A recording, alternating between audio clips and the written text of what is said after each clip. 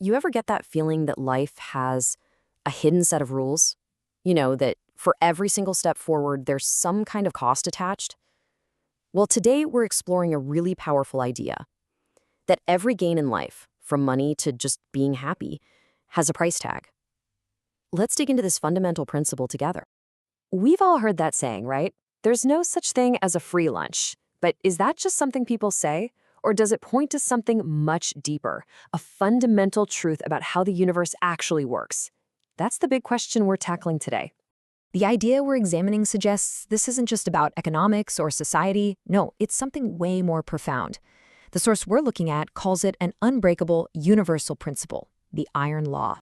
Okay, so what in the world is this iron law? Picture a giant cosmic balancing scale. This law basically states that the sum of all the positive energy and all the negative energy in the universe has to equal zero.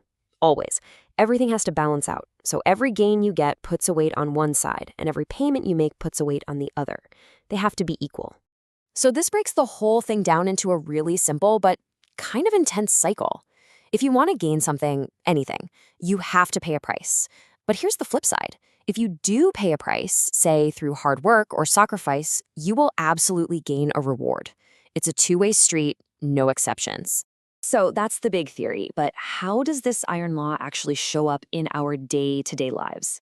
Let's get practical and look at a few real-world examples to see it in action. Let's start with something obvious, a diamond. Its value, its preciousness, is huge. So to get one, you have to pay a really high price. That just makes sense, right? You can't get something so valuable for pennies. This is the iron law in its most basic, material form. There's this ancient proverb that just captures the whole idea so perfectly. What you lose in one area, or at one time of day, you gain back in another. It's like the universe is in this constant rebalancing act, and that's a core part of this whole iron law. But let's be real, the price isn't always money, is it? And the gain isn't always something you can hold in your hand. This is where the law gets really, really interesting, when we move beyond just physical stuff. Just think about these hidden costs, the ones we don't always consider. Sure, you could gain a ton of money, but maybe the price you pay is your peace of mind. Or you get a life of total comfort, but the cost is draining your bank account. And chasing fame and status, that can absolutely take a toll on your time and even your health. It is all a trade-off. And get this, here's a fascinating twist. The exchange isn't always apples for apples. A material payment, like donating money, can bring you a spiritual gain, like a feeling of deep satisfaction. And it works the other way too. A spiritual payment, like pouring years of creative effort into something, can lead to a huge material reward, like a successful company. I know what you might be thinking, though. What about when things just seem unfair? When it looks like someone gets something for nothing? Well, the argument here is that we're just not zooming out far enough. The balance might not happen in a single moment. It might play out over a whole lifetime, or if you go by certain beliefs, even across multiple lifetimes. But the point is, the cosmic books are always balanced. The debt is always paid. This brings us to one of the toughest questions in life, doesn't it? If everything is balanced, why do we go through hard times? Why do we suffer seemingly random misfortune? If everything has a price, what are we paying for? Now, the answer, from the perspective of this law, is pretty profound. We suffer because at some point in the past, somewhere, sometime, we received a gain. The misfortune is just the universe rebalancing its books. It's the price being paid for a benefit we once got, whether we remember it or not. So let's flip it. What about the good stuff? What about those moments of just pure, unexpected joy?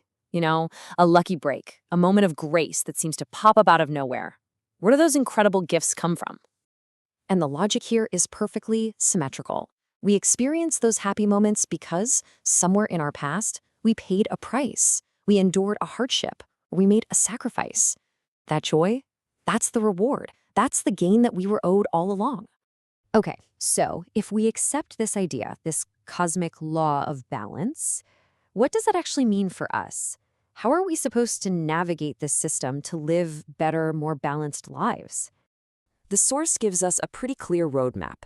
First off, never try to take advantage of other people, because any unfair gain just creates a debt you'll have to pay later. Second, be super wary of things that are free. They always have a hidden cost. Third, create what you need through your own hard work. Earn your gains honestly.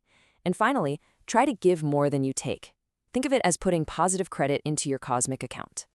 This is all summed up in a really powerful quote from the material. If you've evaded the penalty on the 1st, you won't escape it on the 15th. I mean, wow. It's basically saying you can run, but you can't hide. Sooner or later, the bill always comes due.